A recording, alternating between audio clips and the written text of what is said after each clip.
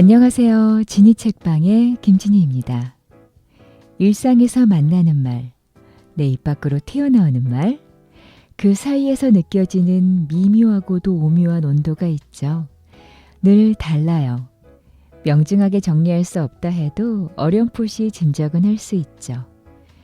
그리고 모두의 진심과 정성과 존중이 비롯되어야 한다는 것도 이미 미리 알고 있을걸요. 이번에 지니 책방에서는 이기주 작가의 책 언어의 온도를 준비했습니다. 말과 글에는 나름의 따뜻함과 차가움이 있다. 이 부제가 눈에 띄네요. 담담하게 조용히 낭독해 볼게요. 저자의 감성이 밀도 있게 느껴질 수 있도록요. 그럼 본격적으로 들어가 보죠.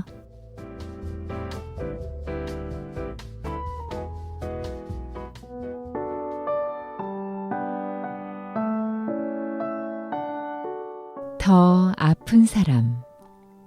버스나 지하철에 몸을 실으면 몹쓸 버릇이 발동한다.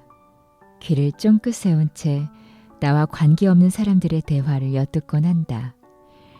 그들이 무심코 교환하는 말 한마디, 끄적이는 문장 한 줄에 절절한 사연이 도사리고 있을 것 같기 때문이다.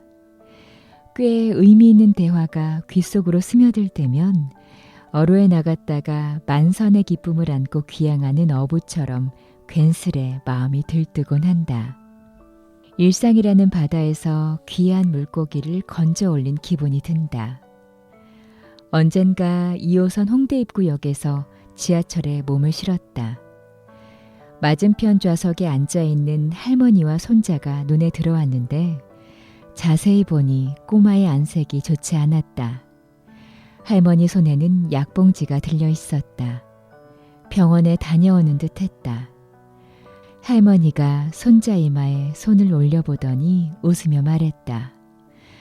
아직 열이 있네. 저녁 먹고 약 먹자. 손자는 커다란 눈을 끔뻑이며 대꾸했다. 네, 그럴게요.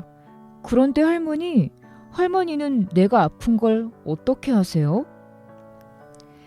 순간 난 할머니 입에서 나올 수 있는 대답의 유형을 몇 가지 예상해 보았다. 나이가 들면 자연스럽게 알게 된다라거나 할머니는 다 알지 같은 식으로 말하지 않을까 생각했다. 아니었다. 내 어설픈 예상은 철저하게 빗나갔다. 할머니는 손자의 헝클어진 앞머리를 쓸어넘기며 이렇게 말했다. 그게 말이지, 아픈 사람을 알아보는 건 더 아픈 사람이란다. 상처를 겪어본 사람은 안다. 그 상처의 깊이와 넓이와 끔찍함을. 그래서 다른 사람의 몸과 마음에서 자신이 겪은 것과 비슷한 상처가 보이면 남보다 재빨리 알아챈다. 상처가 남긴 흉터를 알아보는 눈이 생긴다. 그리고 아파봤기 때문에 다른 사람을 아프지 않게 할 수도 있다. 어린 손자에게 할머니가 알려주려고 한 것도 이런 이치가 아니었을까? 사랑은 변명하지 않는다. 좌우봉원이라는 말이 있다. 좌우. 그러니까 주변에서 맞닥뜨리는 사물과 현상을 잘 헤아리면 근원과 만나게 된다는 뜻이다. 일상의 모든 것이 공부의 원천이라는 의미로도 풀이된다. 얼마 전 5호선 공덕역에서 생각지도 않은 깨달음을 얻었다. 사소한 장면 하나가 내 마음에 훅 하고 들어왔다. 퇴근 시간 콩나물 시루 같은 전동차에 가까스로 몸을 밀어넣었다. 혹시나 했는데 역시나였다. 빈자리가 없었다. 승객들을 둘러봤다. 절반은 고개를 푹 숙인 채 뭔가를 들여다보고 있었고 어떤 이들은 전화를 걸거나 동승한 사람과 왁자지껄 이야기꽃을 피우고 있었다. 경로석에 앉은 노부부의 모습이 눈에 들어왔다. 백발이 성성한 할아버지가 할머니 옆에서 휴대폰으로 뉴스를 보고 있었는데 제법 시끄러웠다. 게다가 어르신은 뉴스 한 꼭지가 끝날 때마다 어허 이런 등의 추임새를 꽤 격렬하게 넣었다. 휴대폰에서 흘러나오는 앵커 멘트와 어르신의 목소리가 객차를 점령하다시피 했다. 그 모습을 지켜보던 할머니가 할아버지의 손등에 살포시 손을 얹으며 말했다. 여보, 사람들이 많으니까 이어폰 끼고 보세요. 그러자 할아버지는 맞다. 알았어요. 당신 말 들을게요. 라고 대답했다. 그러고는 주머니에서 주섬주섬 이어폰을 꺼내더니 보일 듯 말 듯한 엷은 미소를 지으며 천천히 귀에 꽂았다. 일련의 동작이 마지못해 하는 행동은 아닌 듯 했다. 그 모습을 보는 순간 당신 말 들을게요 라는 어르신의 말 한마디가 내 귀에는 여전히 당신을 사랑하오 라는 문장으로 들렸다. 흔히들 말한다. 상대가 원하는 걸 해주는 것이 사랑이라고. 하지만 그건 작은 사랑인지도 모른다. 상대가 싫어하는 걸 하지 않는 것이야말로 큰 사랑이 아닐까? 사랑의 본질이 그렇다. 사랑은 함부로 변명하지 않는다. 사랑은 순간의 상황을 모면하기 위해 이리저리 돌려 말하거나 방패막이가 될 만한 구체적인 이유를 내세우지도 않는다. 사랑은 핑계를 댈 시간에 둘 사이를 가로막는 문턱을 넘어가며 서로에게 향한다. 틈, 그리고 튼튼함. 대학 때 농아를 갔다가 작은 사찰에 들어간 적이 있다. 마당 한가운데에 석탑 하나가 기품을 뽐내며 당당하게 자리를 차지하고 있었다. 난 탑 주변을 빙빙 돌며 돌에 새겨진 상처와 흔적을 살폈다. 얼핏 봐도 나이를 먹을 만큼 먹은 석탑이었다. 세월과 비바람을 견딘 흔적이 역력했다. 몇 살쯤 됐을까? 얼마나 오랜 동안 있었을까? 혼자 조용히 상상의 나래를 펼치던 찰나 등 뒤에서 누군가 말을 걸었다. 얼마나 됐을 것 같나? 주지 스님인 듯 했다. 그는 하루에도 서너 번씩 마주치는 옆집 아이에게 안부 인사를 건네듯 편안한 말투로 말을 이었다. 이곳에 있는 성물은 수백 년 이상 된 것들이 대부분이야. 참, 이런 탑을 만들 땐 묘한 틈을 줘야 해. 네?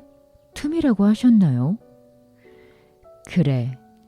탑이 너무 빽빽하거나 오밀조밀하면 비바람을 견디지 못하고 폭삭 내려앉아. 어디 탑만 그렇겠나. 뭐든 틈이 있어야 튼튼한 법이지.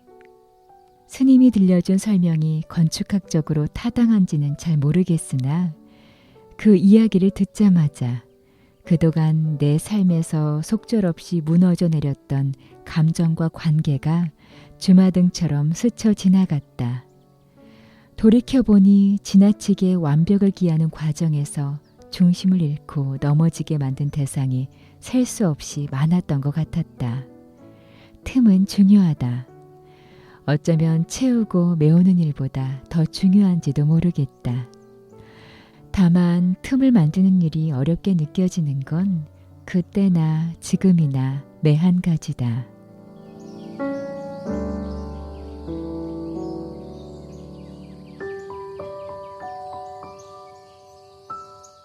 당신은 5월을 닮았군요. 1년 12달 중에서 난 계절의 여왕으로 불리는 5월을 가장 좋아한다. 5월의 속성을 한 단어로 말하면 잘하다가 아닐까 싶다. 5월을 뜻하는 메이는 그리스 신화에 등장하는 풍요와 증식의 여신 마이아에서 왔다. 5월이 되면 모든 게 쑥쑥 자란다. 들판의 곡식이 무럭무럭 자라기 시작하고 사람의 감정도 충만해진다. 몇 해 전 5월 한 여인을 향해 내 안에 숨어있던 수줍은 목소리를 끄집어냈다. 그 고백은 햇빛에 못 미치는 우물 속 깊은 곳에서 순수한 수맥을 퍼올리는 일처럼 조심스러웠다. 난 은밀하게, 섬세하게 감정을 전달하고 싶었다. 표현을 고르고 고른 끝에 사랑해요, 좋아해요 같은 말 대신 당신은 정말이지 5월을 닮았군요 하고 마른 침을 삼키며 고백했다. 물론 이는 영화 카사블랑카에서 험프리 보가트가 한 손에 와인잔을 들고 여주인공에게 들이댄 당신의 눈동자를 위해 건배라는 대사만큼이나 간질간질할 수도 있다. 하지만 난 진심이었다. 진심은 인간이 행하는 거의 모든 행위에 면죄부를 제공한다. 더군다나 사랑이란 감정은 은유와 무척 닮았다. 사랑이 싹 트면 아무리 목석 같은 사람도 내 마음은 호수요식의 은유적 문장을 습관적으로 동원해 연정을 드러내곤 한다. 마음이라는 종이 위에 시적인 표현이 시도 때도 없이 자라기 때문이다. 몇몇 작가들도 이야기하지 않았던가? 사랑은 메타포로 시작된다라고. 진짜 사과는 아프다. 한기조 씨, 미안할 때는 미안하다고 말하세요. 자존심 세우면서 사과하는 방법은 없어요. 드라마 파리 연인 중에서. 언젠가 별 생각 없이 드라마를 보다가 이 장면에서 속이 뜨끔했다. 화의 손을 제때 내밀지 않고 자존심만 세우다 갈등에 앙금을 남긴 기억이 불현듯 되살아났기 때문이다. 기자 시절 사소한 다툼으로 불편하게 지내던 선배가 있었다. 토라지기 전에는 꽤 돈독한 사이였지만 자존심 탓인지 먼저 잘못을 시인하려 들지 않았다. 나도 그 선배도. 그러던 어느 날 우연히 기자실에서 마주한 선배는 빨간 사과 하나를 건네주고는 도망치듯 사라졌다. 나는 벌겋게 달아오른 선배의 얼굴과 사과의 색깔이 꽤 유사하다고 생각했다. 그리고는 입을 삐쭉 내밀며 잠시 사과를 바라봤다. 먹을까 말까 고민하다 사각사각 한 입 베어 먹었다. 상큼한 향기가 입안 가득 퍼졌다. 사과를 먹고 헤아려 봤다. 선배는 왜 뜬금없이 사과를 건넨 것일까? 아차, 선배의 메시지는 단순했던 것 같다. 그냥 사과를 하고 싶었던 거다. 다만 쑥스럽단 이유로 그냥 사과를 내밀었을 뿐. 돌연 떠오르는 기억이 있다. 몇 달 전 캡슐 커피를 구매하기 위해 집 근처 백화점에 들렀다. 매장 안에서 한 아이가 우사인 볼트로 빙의에 정신없이 뛰어다니고 있었다. 다치겠네. 여기서 저러면 안 되는데 하는 우려의 목소리가 곳곳에서 터져나왔다.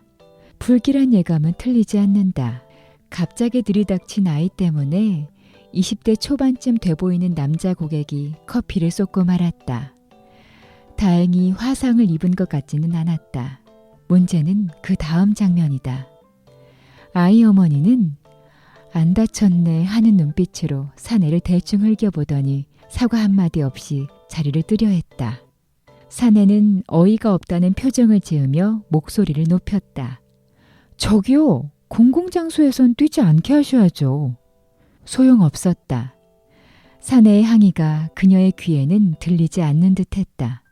아이의 어머니는 되레 더 큰 목소리로 되받아쳤다. 뭐요? 원래 착한 아이예요. 당신도 아이 낳아봐요.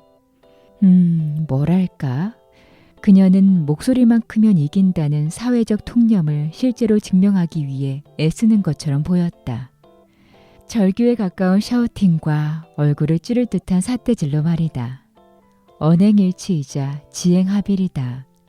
나는 그들이 대화를 주고받는 모습을 바라보며 한때 국민 예능 프로그램이었던 가족오락관을 연상했다. 특정 출연자가 헤드폰을 쓴 채 다른 출연자의 입모양만 보고 단어를 알아맞히는 고요 속의 외침이란 코너를 사내와 아이가 충실히 재현하는 것처럼 보였다. 뒷맛이 씁쓸했다. 언제부터인가 우리 사회는 염치를 잃어버린 것 같다. 지하철에서 어깨를 부딪혀 놓고 그냥 내빼는 사람이 수두룩하고 버스나 기차에서 1시간 가까이 목소리 데시벨을 최대치로 높여 통화하는 사람도 자주 보게 된다. 옆 좌석에 앉은 사람을 투명인간 취급한다고 할까? 염치가 사치가 됐다고 할까? 염치는 본디 부끄러움을 아는 마음을 뜻한다. 염치가 없는 사람은 부끄러움을 모르는 사람이다. 그런 사람을 낮잡아 우린 얌체라고 부른다. 물론 사과는 어렵다. 하늘의 별 따기만큼 어렵다. 노래도 있다. 엘튼 존이 목 놓아 불렀다. 미안하다는 말은 세상에서 가장 하기 힘든 말인 것 같아. 사과가 뭘까? 도대체 그게 뭐이기에 나이가 들수록 어렵게 느껴지는 걸까? 우린 왜 미안해라는 말을 먼저 꺼내는 사람을 승자가 아닌 패자로 간주하는 걸까? 사과를 뜻하는 단어 아팔라제이즈는 그릇됨에서 벗어날 수 있는 말이라는 뜻이 담겨 있는 그리스어 아팔라지아에서 유래됐다.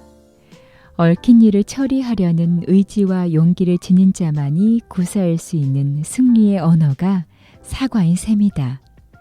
사과의 한자를 살펴보면 그 뜻이 더욱 분명해진다. 사과의 사에는 본래 면하다 혹은 끝내다 라는 의미가 있다. 과는 지난 과어다. 지난 일을 끝내고 사태를 다른 방향으로 전환하는 행위가 바로 사과인 것이다. 먹는 사과의 당도가 중요하듯 말로 하는 사과 역시 그 순도가 중요하다. 사과의 질을 떨어뜨리는 단어가 있으니 바로 하지만이다. 하지만에는 내 책임만 있는 게 아니라 네 책임도 있어란 의미가 담겨 있다. 그런 사과는 어쩔 수 없이 하는 사과, 책임 회피를 위한 변명으로 변질되고 만다. 사과에 하지만이 스며드는 순간 사과의 진정성은 증발한다. 언젠가 정중히 사과를 건네는 사람의 표정을 들여다본 적이 있다. 그는 어딘지 힘겨워 보였다. 숨을 쉴 때마다 입술이 파르르 떨렸다. 왜일까? 엉뚱한 얘기지만 영어 단어 sorry의 어원과 관련이 있을지도 모르겠다. 미안함을 의미하는 sorry는 아픈 상처라는 뜻을 지닌 수월에서 유래했다. 그래서일까? 진심 어린 사과는 널 아프게 해서 나도 아파 란 뉘앙스가 스며있는 듯하다. 진짜 사과는 아픈 것이다. 가장자리로 밀려나는 사람들. 온종일 비가 추적추적 내려서 마음마저 축 가라앉는 날이었다. 67살쯤 돼 보이는 여자아이가 아버지와 함께 우산을 쓰고 걸어가는 모습이 눈에 들어왔다. 비 오는 날 어린 자녀와 부모가 우산을 맞잡은 모습을 뒤에서 지켜보면 부모라는 존재의 역할과 숙명에 대해 생각하게 된다. 자녀가 어린 경우 웬만한 부모는 아들, 딸이 비 맞지 않도록 우산을 자식 쪽으로 가져간다. 그러면 아이는 부모를 올려다보며 묻는다. 아빠 옷 젖었어? 아니, 거짓말이다. 부모의 한쪽 어깨는 이미 흠뻑 젖어 있다. 자식이 세상 풍파를 겪을수록 빗줄기는 굵어지고 축축한 옷은 납처럼 무거워진다. 그러는 사이 부모는 우산 밖으로 밀려난다. 조금씩 조금씩 어쩔 수 없이.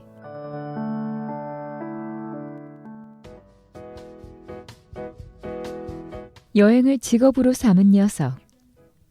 여행은 인간의 본능이다.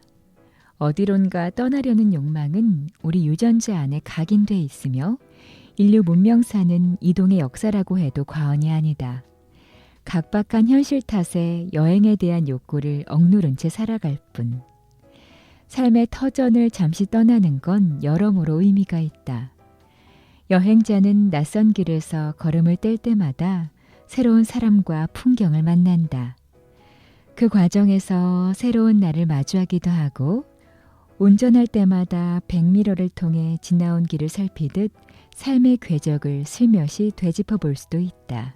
후지와라 시니아라는 일본 작가는 여행에 대한 색다른 시각을 제시한다. 여행지에서 날것의 풍경을 건져 올려 기록하는 작가로 유명한 그는 아무런 정보 없이 훌쩍 길을 떠날 것을 권유한다. 전 구체적인 계획을 세우지 않고 여행길에 오릅니다. 또한 눈으로 얻는 정보를 경계하고 본질을 보려고 노력하죠. 예를 들어 인도 여행을 할 때 겐지스 강에 대한 지식을 사전에 공부를 하는 게 도움이 될까요? 그 반대일 수도 있을 겁니다. 때론 백지 상태에서 아기의 눈으로 바라보세요. 그래야 본질이 보입니다. 돌연히 떠오르는 기억이 있다. 대학 4학년 때다. 동아리 방에 모인 졸업반 학생들이 심각한 표정으로 각자 업으로 삼고 싶은 직업을 늘어놓았다.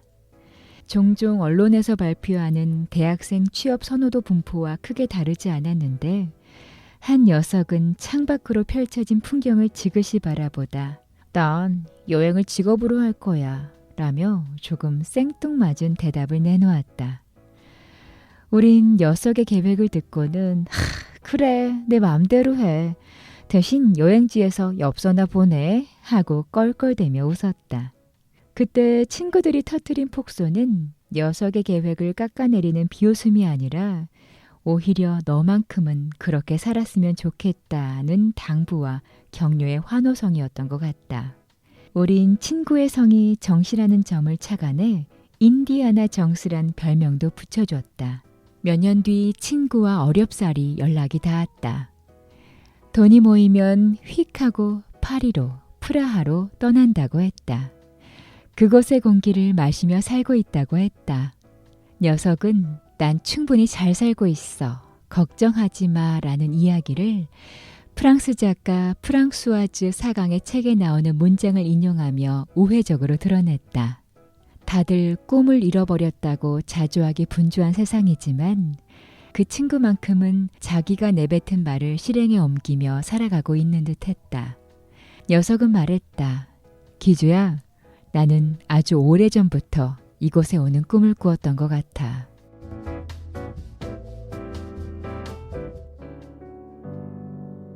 분주함의 갈래. 뉴스를 봤다. 지나친 교육열 때문에 아이들의 삶의 질이 바닥을 치고 있다는 얘기였다. 학원에 다니느라 밤 10시가 훌쩍 넘어서 귀가하는 초등학교 학생에게 기자가 마이크를 들이댔다. 부모님과 대화할 시간은 있어요? 아직 어른들의 보살핌이 필요해 보이는 꼬마아이는 뻔히 알면서 왜 물어보는 거죠? 하는 표정을 지어 보이며 당돌하게 대꾸했다. 대화요? 그럴 시간이 없죠. 저도 바쁘고 부모님도 바쁘죠. 하긴 한창 뛰어놀 아이들은 학원에 가느라 바쁘고 학원비를 마련해야 하는 부모는 부모대로 바쁜 게 현실이다. 당연히 그럴성 싶었다. 나이가 들수록 시간에 얽매이고 또 지배당하는 건 나도 마찬가지다. 오늘은 종일 바쁘다는 말을 입에 달고 다닌 것 같다. 바빠서 못해, 시간이 부족해 같은 어법을 별로 좋아하지 않지만 오늘은 그 바쁨에 지고만 것이다. 특히 난 제한 시간이 정해져 있는 일을 처리할 때면 그 시간에 쫓기는 기분이 든다. 시간과 추격전을 벌이다가 막다른 길에서 붙잡히는 느낌이 들면 스스로가 참 못마땅하다. 그리고 가끔은 뭐가 뭔지 갈피를 못 잡겠다. 정말 바쁜 것인지 아니면 바쁘다는 걸 누군가에게 알리고 싶은 것인지. 가만히 생각해보면 분주함에도 갈래가 있는 듯하다. 일을 하는 과정에서 방법을 찾기 위해 분주한 경우가 있고 핑계를 찾다 보니 분주한 때도 있다. 오늘 하루 난 어떤 색깔의 분주함 때문에 바쁘다는 말을 쏟아냈을까?